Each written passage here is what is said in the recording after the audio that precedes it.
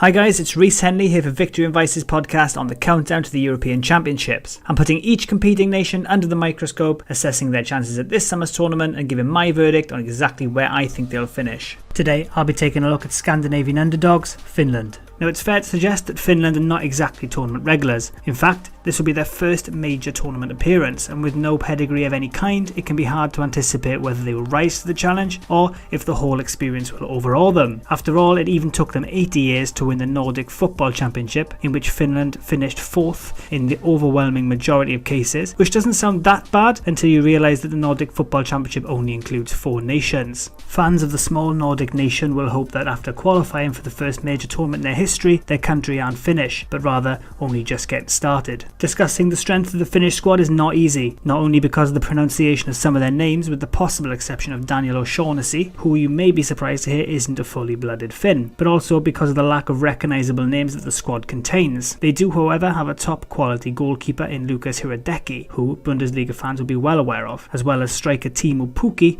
of Norwich, who has shown English football fans time and again that he has a good turn of pace and knows where the onion bag is. However, that's probably where the list of notable players ends. Captain, and to some extent cult hero Tim Sparv, has a tremendous amount of experience, with a record 79 caps under his belt. But even he has been limited to a career of mediocrity in the Dutch league. However, it's not all negative from me on this one. Finland were hugely unlucky not to win their Nations League group last time around. The game was stolen from them against league rivals Wales, and they showed themselves capable at times of playing some nice stuff. Rangers fans will be well aware of midfielder Glenn Kamara, and Brentford fans will tell you that striker Marcus Forss certainly has a goal in him. As for the defence, well, on paper it's not much to look at, but because of an apparent lack of depth in this area, the Finnish defence does have the kind of chemistry and organisation that lots of national sides lack, due to having played with each other on such a regular basis. They will know exactly where and when to cover each other, and how to build through Tim Sparv in the midfield when they do recover possession. What little chances they do give away will be aimed at a top quality goalkeeper too, as mentioned, and all this sets up for some potentially heroic defensive displays. The bad news for Finland is that they have been drawn into the kind of group that a bottom seed gets. Belgium will likely be too strong to keep at bay.